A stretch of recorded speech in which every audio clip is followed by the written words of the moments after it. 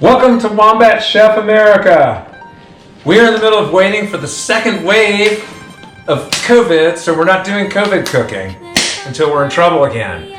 We have been on vacation, which is why we haven't done any cooking videos for a while, but we got a good one for you tonight. It's easy, it's fun, and the kids love it, and it's a great recipe.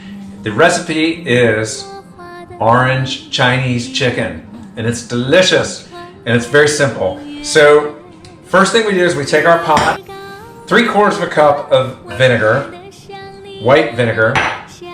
We add 3/4 of a cup of sugar. I use turbinado sugar because I believe it's a little bit more flavorful.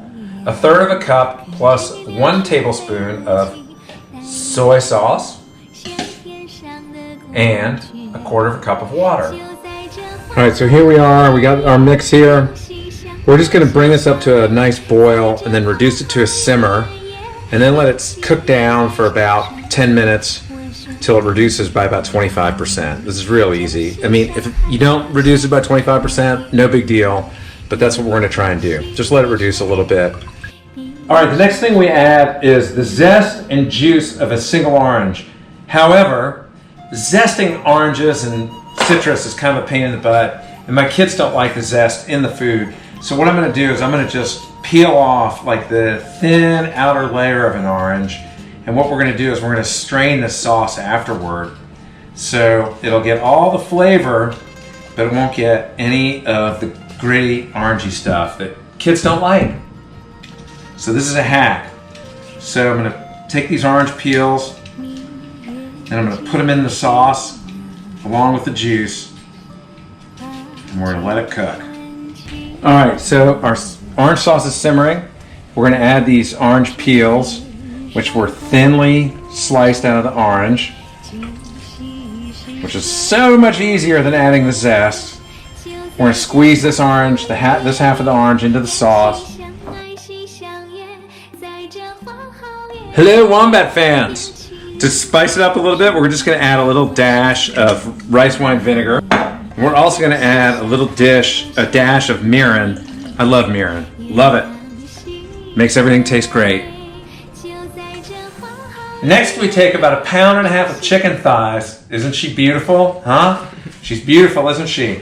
We cut them into pieces that are about 1 inch, kind of bite-sized. We're going to bread these later and fry them. And we want them to be bite-sized so we can pick them up with chopsticks. Thighs are what Chinese restaurants use. All right, now we have a tablespoon of cornstarch. We're going to add a little tablespoon of water. And we're going to kind of mix it around in here. Get like a nice slurry going of cornstarch. And we're going to add this to the sauce, and it'll help the sauce to thicken. All right, so we've got our sauce simmering here. It's been cooking for about 10 minutes. Now I'm adding the slurry to the sauce. 1 tablespoon of water, 1 tablespoon of starch, and we're going to let this heat up again. When it heats up, the starch is going to thicken the sauce. All right, so I have 4 cloves of garlic. This might be a little more, might be a little less. Garlic cloves vary a lot in size, and this recipe calls for about 1 inch of ginger, grated or minced. I'm just going to slice it really thin because, as discussed previously, we're going to strain the sauce. So you can get all the flavor of the ginger, but you don't have to have it in small little pieces because we're going to get rid of all the grit that comes out of this thing.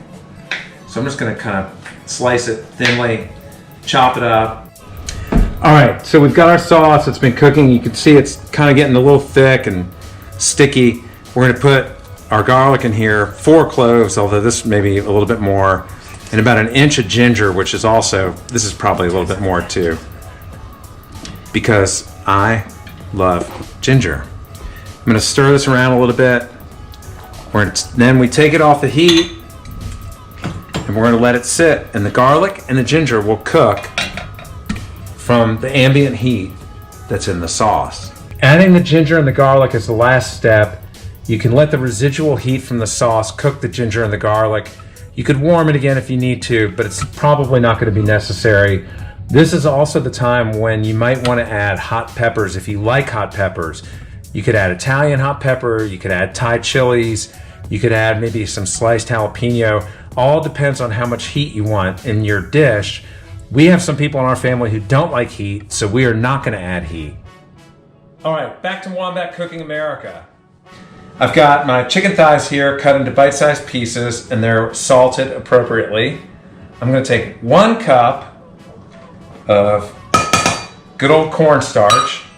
I'm going to take a 1/2 cup of APF, aka all-purpose flour.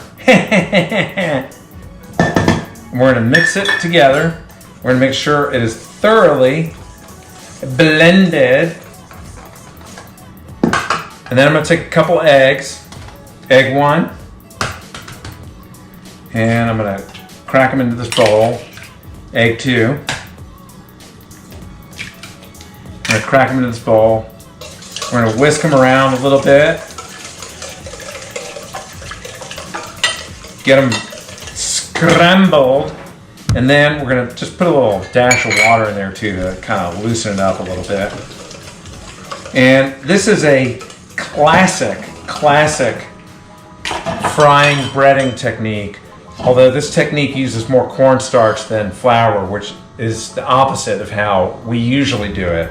So what we do is it's very, very simple. I know it probably seems complicated, but it's not. We're gonna dredge, thoroughly dredge, shake off the excess, and put it into the egg mix, egg wash here. And then we're gonna make sure it's coated in the egg, well coated in the egg. And then we go back into the flour and cornstarch. And you just wanna make sure this is all thoroughly wet and dredged. And then back into the egg, same deal.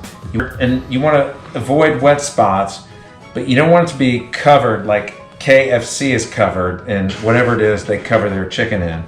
And if you run out of this cornstarch flour mix or the egg mix, just throw another egg in there. Throw a little more cornstarch and flour in there. It's no big deal. You don't have to be perfect on this thing. I mean, this is wombat cooking. You know, this is wombat cooking. We are not fussy. We are not precious. We're having fun, and we're trying to make something that tastes good. So we got a pot of oil here. This is a combination of avocado oil and safflower oil. You got to use some kind of a high heat oil. You want it at about 350. I mean, olive oil won't even burn at 350, so it's okay. We have our oil. We've got our sauce that's kind of warm, keeping warm. We've got a place here for us to put the chicken once the chicken is done. So now these are the pieces of the chicken that have been breaded and are ready to fry, and we are going to put them in our oil and fry them. All right, so we've been frying some chicken for about 5 minutes, maybe 6 minutes. Some of this chicken. Here's a piece. You know, these pieces are pretty much done. It doesn't take quite as long as it takes to cook a larger piece fried chicken, and it won't be as dark as you expect it to be when it's finished. You can see this is very crunchy chicken. All right, so here's more chicken coming out of the fryer. We've got some pieces that have come out. It cooks for about 5.5, 6 minutes, something like that. And move this out of the way. You want to be careful with this because that will burn you like you read about. We're going to take some of this chicken right here. I'll catch that guy later. Take our orange sauce, which, because our kids don't like gritty stuff in it, we're just gonna pour it on top like this and kind of strain it. Strain it out. Look at how beautiful that is. Those of us who like some heat are gonna want to put some hot peppers in it, and we're gonna take care of that. Lickety split. Come on over here to the counter and we're gonna serve some plates. All right, so now we have some delicious rice. This is good old short, medium grain white rice, the most unhealthy rice anyone could ever eat, but it's also the tastiest. And we're gonna make some sushi with it in a little bit. A little broccoli, which is the traditional accompaniment to orange chicken. And then of course we have orange chicken. Look at this beauty, huh? Look at this beauty. Have you ever seen anything so beautiful? Orange chicken, and let me tell you something, Jack. This is gonna taste way better than any of that crap that you eat at your local Panda Express. It's delicious. Put some hot sauce on it, it'll be even better. That's all for now. Thanks for watching Wombat Chef America. Tune in next time. Like, share, subscribe. We're gonna do sushi next. 94% of y'all are not subscribing. Come on, y'all, subscribe. I need subscribers.